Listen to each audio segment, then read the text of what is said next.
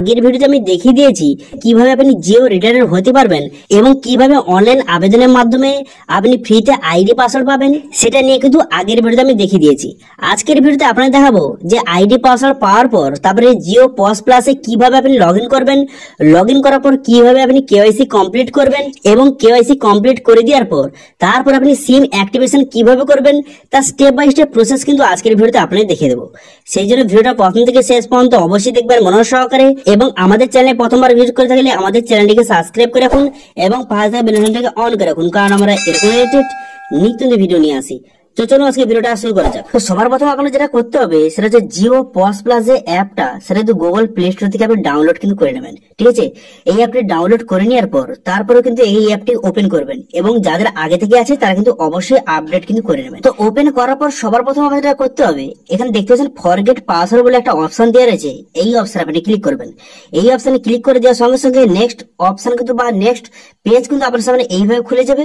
তারপরে যে আপনাকে এসএমএস এর মাধ্যমে আইডি পাসওয়ার্ড পাঠানো হয়েছিল সেই আইডিটা এখানে সঠিকভাবে বসিয়ে দেবেন। ঠিক আছে, যে আইডিটা পাঠানো হয়েছিল সেই আইডিটা বসিয়ে কন্টিনিউ বাটনে ক্লিক করবেন।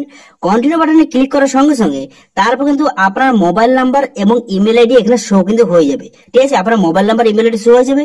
আপনি কিন্তু ইমেল আইডিটা আনটিক করে দেবেন কিন্তু মোবাইল নাম্বারটা টিক করবেন।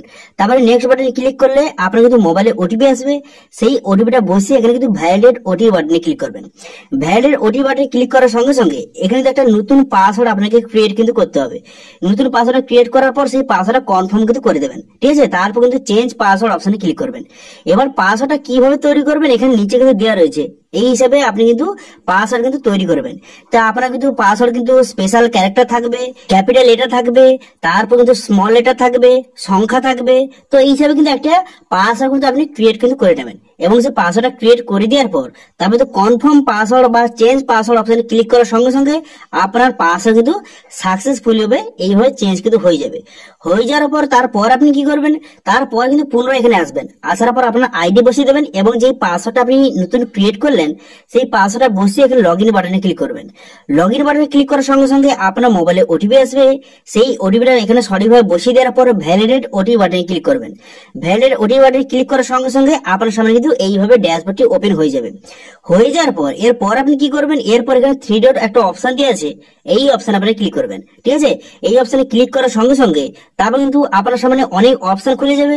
খুলে যাওয়ার পর তারপর কিন্তু সেটিং যে অপশনটা এই অপশনে ক্লিক করবেন। এই অপশনে ক্লিক করে দেওয়ার পর সবার প্রথম আপনার যেটা করতে হবে, এখানে রেজিস্টার ইওর মোবাইল বলে একটা অপশন আছে, এই অপশন আপনি ক্লিক করবেন। এই অপশনে ক্লিক করে দেওয়ার সঙ্গে সঙ্গে তারপর কিন্তু আপনার মোবাইলটা এখানে নাম্বারটা আপডেট করতে হবে, সেই জন্য আপডেট মোবাইল অপশনে ক্লিক করবেন।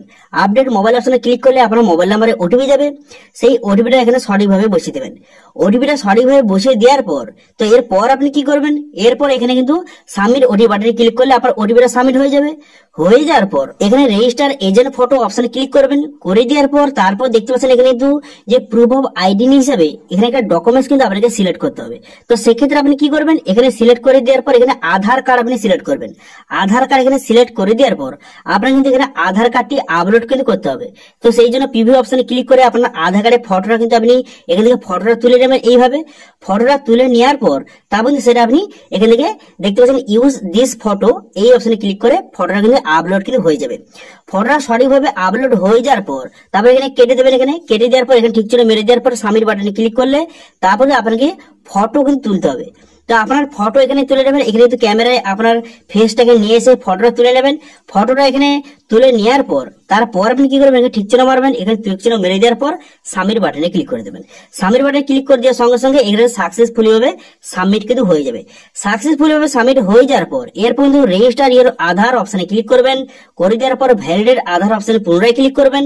এই ভ্যালিডেট আধার অপশনে ক্লিক করার সঙ্গে সঙ্গে আপনার আধার কার্ডের সঙ্গে যে মোবাইল নাম্বার লিঙ্ক আছে সেই মোবাইলে ওটিপি যাবে। তার ওটিপি যাওয়ার পর সেই ওটিপিটা বসিয়ে এখানে কিন্তু সাকসেসফুলি ভাবে ভেরিফাই কিন্তু হয়ে যাবে। ভেরিফাই হওয়ার সঙ্গে সঙ্গে তারপর কিন্তু সরাসরি সহজে আপনার কিন্তু এমন একটি পেজে নিয়ে চলে যাবে। পুনরায় কিন্তু আপনি লগ ইন করবেন এখানে আইডি পাসওয়ার্ড দিয়ে।